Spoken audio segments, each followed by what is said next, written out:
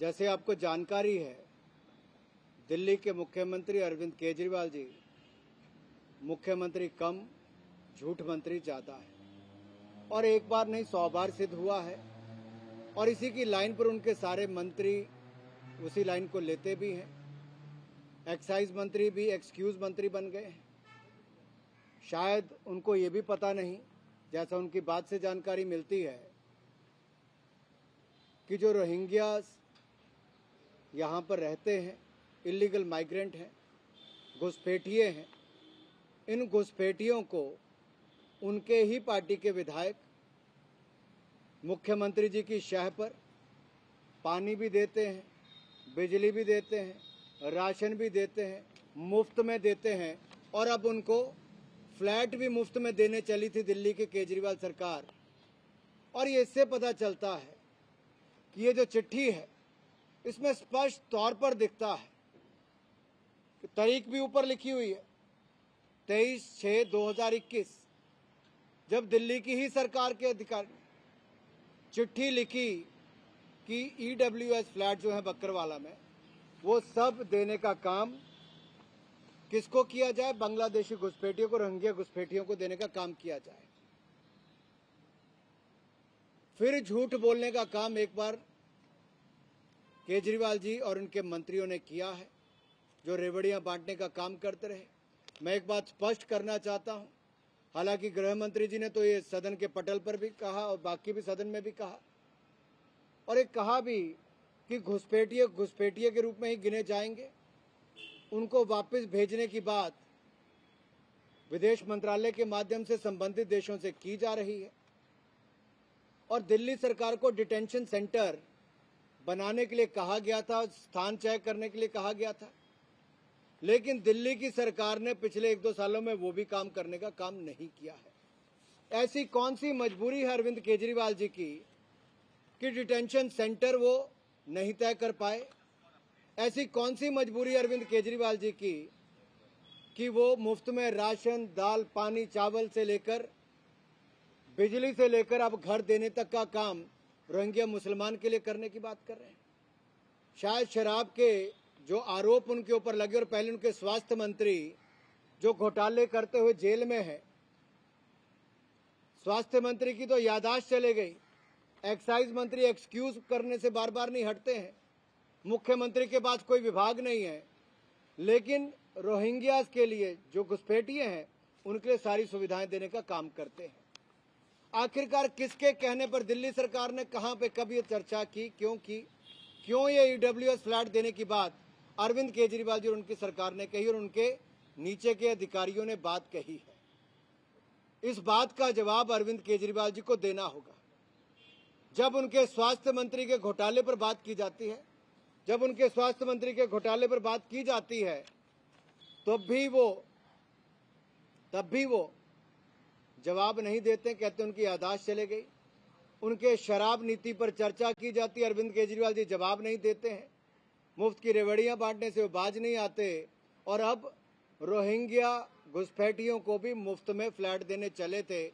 ये अपने आप में दिखाता है कि ये झूठे भी हैं और अपने वोट बैंक की राजनीति के लिए, राष्ट्रीय सुरक्षा के साथ खिलवाड़ करने के लिए भी अरविंद केजरीवाल जी और उनकी सरकार पीछे नहीं हटती। हमारे लिए राष्ट्रीय सुरक्षा प्राथमिकता है, और इसको लेकर हमने पहले भी कहा है, घुसपैठियों की पनाह और उनको जगह यहां पर नहीं होगी, उनको उनके देश में वापस भेजा जाएगा। विदेश मंत्रालय उसके लिए बातचीत कर रहा है, लेकिन अरविंद केजरीवाल जी डिटेंशन सेंटर क्यों नहीं, स्थान क्यों नहीं तय कर पाते, जगह क्यों नहीं तय कर पाते, ये उनसे मेरा आज भी सवाल है। और उनसे पहले भी जितने सवाल पूछे गए, आज तक कभी उस पर उन्होंने जवाब नहीं दिया है। तो दिल्ली के मुख्यमंत्री क्या जागेंगे और जवाब देंगे? मुख्यमंत्री तो नहीं, लेकिन उप मुख्यमंत्री मनीष सिसोदिया प्रेस कॉन्फ्रेंस करके कह रहे हैं कि देखिए, मुख्यमंत्री की तो जानकारी में नहीं था, LG के माध्यम से जो है इस तरीके से डिसीजन ले लिया जाता है, और जो है मुख्यमंत्री और उप मुख्यमंत्री को पता भी नहीं।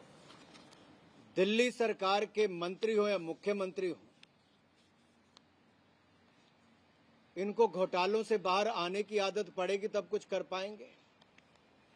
शराब नीति को लेकर आज तक जवाब नहीं दे पाए, शराफत तो छोड़ ही दी। झूठे आरोप लगाकर भागने का काम करते हैं, कीचड़ उछालकर भागने का काम करते हैं। सत्य तो कागज बोलते हैं। क्या इस मीटिंग को आज भी ये फिर कहेंगे? मैं फिर बार बार ये कागज दिखा रहा हूं। क्या दिल्ली के मुख्यमंत्री इस पर जवाब देंगे? अरविंद केजरीवाल जी, जवाब तो आपको देना होगा। चाहे वो सत्येंद्र जैन जी का घोटाला हो या आपका शराब का घोटाला हो, आप ये कहकर नहीं बच सकते कि अरविंद केजरीवाल जी के पास कोई विभाग नहीं लेकिन मुख्यमंत्री हैं। ये भी अपने आप में देश में एक ऐसा उदाहरण है, विभाग कोई नहीं लेकिन मुख्यमंत्री हैं। जिम्मेदारी कोई नहीं लेकिन 8 साल से मुख्यमंत्री हैं। कहते थे मैं राजनीति में नहीं आऊंगा, बच्चों की कसम खाता हूं, लेकिन राजनीति में आए। मुख्यमंत्री हैं लेकिन जवाब देने के लिए राजी नहीं है। तो जवाब दे कौन दिल्ली सरकार में? हमारा सवाल ये भी है।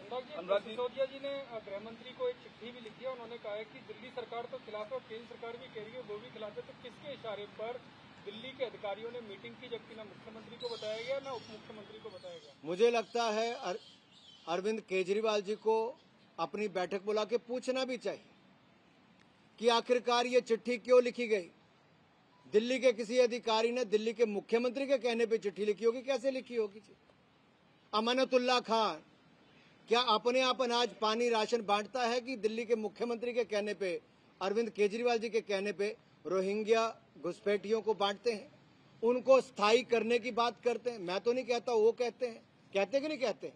आप सबके सामने कहते हैं। दिखाइए उनका वीडियो, दिखाइए कैसे सामान बांटते हैं। रोहिंग्या घुसपैठियों को अरविंद केजरीवाल जी की शह पर उनके विधायक सामान बांटते हैं। देखिए सर, एक और आरोप लगाया अनुराग जी, उन्होंने सिसोदिया जी ने, वो हरदीप पुरी जी के ट्वीट का हवाला देते हुए कहा कि ये तो एक तरफ वेलकम कर रहे हैं और सब इसके केंद्र सरकार। मैं बड़ा स्पष्ट कर देता हूं एक बात को।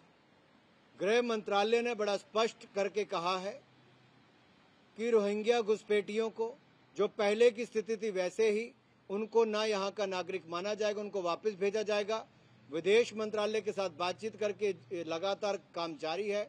और एक बात मैं और स्पष्ट कर दूं, सदन में भी कहा, बाहर भी कहा है, और जो गृह मंत्रालय ने स्पष्टीकरण देते हुए कहा, आखिरी स्टेटमेंट वही है।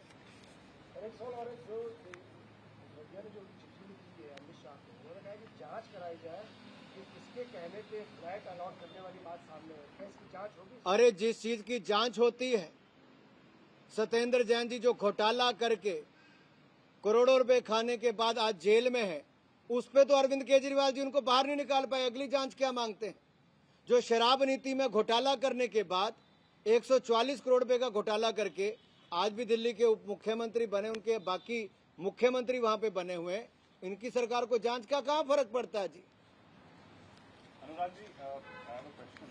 Now the letter which you are citing, in this letter the last line says what Aam Aadmi Party government is saying, that in this letter FRRO, which comes under MHA, says they requested Aam Aadmi Party government to provide them shelter or those flats, and therefore they had written this letter. आज तक shelter क्या मिलता है? क्या shelter मिलता है? क्या अरविंद केजरीवाल जी, हिम्मत है अरविंद केजरीवाल जी, तो आकर बताइए आज तक रोहिंग्या घुसपैठियों को क्या शेल्टर मिलता था? कैसे रहते थे वो? किन इलाकों में रहते थे? गृह मंत्रालय ने बार बार कहा वही 2 स्थानों पर उनको रिटेंशन करनी है, वहीं पर उनको रखना है, उससे बाहर नहीं करना है। उनकी घुसपैठियों को वहीं पर रखने की इजाजत वहीं तक ही थी। क्यों अरविंद केजरीवाल जी इतने दयालु हुए कि जो टेंट में रहते हैं उनको फ्लैट देने का काम अरविंद केजरीवाल जी रोहिंग्या घुसपैठियों को करने की बात कर रहे हैं, लिख के दे रहे हैं उनके अधिकारी। तो ये कहां किसने लिख के दिया था कि उनको फ्लैट देने? अगर वो तंबू में पहले रहते थे तो क्या उनको फ्लैट देने का काम किया जा रहा है? अरविंद केजरीवाल जी इतने दयालु रोहिंग्या घुसपैठियों पर क्यों? क्या जवाब देंगे?